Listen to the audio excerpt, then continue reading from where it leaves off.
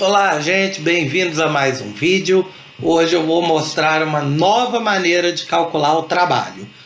A gente já mostrou aí o teorema da energia cinética, ou a fórmula básica, né? O trabalho fede coça, já mostrou que o trabalho pode ser calculado por meio de uma área de um gráfico, e agora nós vamos calcular o trabalho de uma força muito importante, a força peso.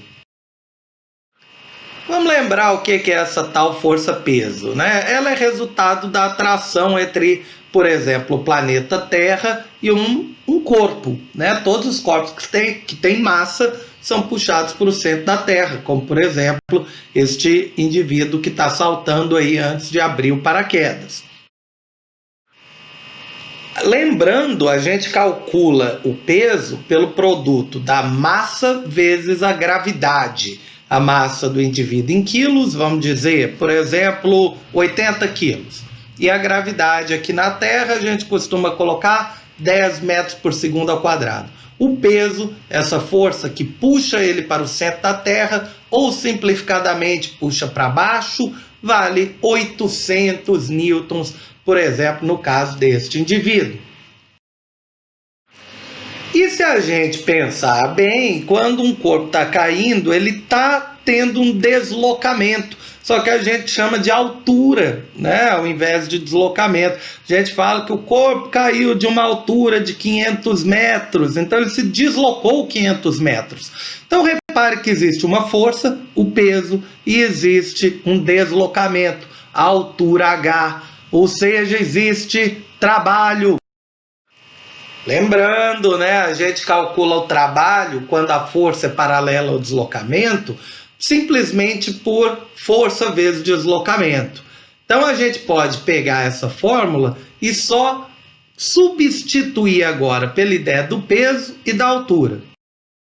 Mesma coisa, né, gente? Virou trabalho igual a peso vezes altura, força vezes deslocamento. Basta isso. Então, por exemplo, se o camarada que estava caindo lá na figura anterior tinha peso 800 e caiu por 100 metros, o trabalho da força-peso seria 800 vezes 100, 80 mil joules. Simples, né? Acontece que muitas vezes a gente tem a massa, não é o peso. Então, ao invés de colocar P, a gente bota a fórmula do peso, que é M vezes G, massa vezes gravidade. Daí a gente ficar que trabalho do peso é dado por mgh, massa vezes gravidade vezes a altura que o corpo cai. Uma coisa importante sobre o trabalho do peso, gente, é que o valor dele não depende da trajetória. Ou seja, a energia que o corpo ganha devido à ação da gravidade sobre ele só depende mesmo da altura, da diferença de altura entre os dois pontos. Isso significa que nessa figura que você está vendo, se uma bolinha caísse pela trajetória A, B ou C, ela teria o mesmo trabalho sobre ela, o trabalho do peso seria o mesmo, porque a altura é a mesma, a massa seria a mesma e a gravidade também. Dizer que o trabalho do peso é o mesmo quer dizer que o tempo é o mesmo, tá? O tempo, obviamente, poderia ser diferente nas três trajetórias, mas o ganho de energia é o mesmo, tá? Não depende da trajetória.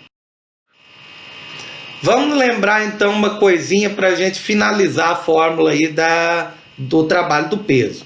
Existem dois tipos de trabalho. Um quando a força está a favor do deslocamento e outro quando a força está contrária ao deslocamento. A gente chama de trabalho motor, a força a favor e o trabalho é positivo. E resistente é quando a força é contrária e o trabalho é negativo. Pois é, o trabalho do peso pode ser positivo ou negativo. Por isso a gente fala que o trabalho é mais ou menos mgh. Por quê? Vamos pegar um exemplo. Veja essa bolinha saltando aí. Quando ela desce, a força-peso está a favor do movimento. Então, o trabalho é motor, é positivo na descida. Já na subida é o contrário, a bolinha está subindo e o peso está tentando freá-la, retirando energia. Então, na subida, o trabalho do peso vai ser negativo. Só que às vezes o que a gente quer não é o trabalho do peso, é o trabalho de quem se opõe a ele. Por exemplo, este indivíduo aí, né, trabalhando aí a musculatura, tá? Quando ele levanta o halteres, o trabalho dele está se opondo ao trabalho do peso. Ou seja, no levantamento, o trabalho do peso é negativo. O desse cara tem que ser positivo, né? O operador, para, afinal de contas, ele conseguir levantar o halteres. Na descida é o contrário, né? O trabalho do peso é positivo e o trabalho do indivíduo é negativo. É isso aí, gente. Grande abraço. Assista aí o próximo vídeo, onde eu falo sobre o conceito de potência. Beijo!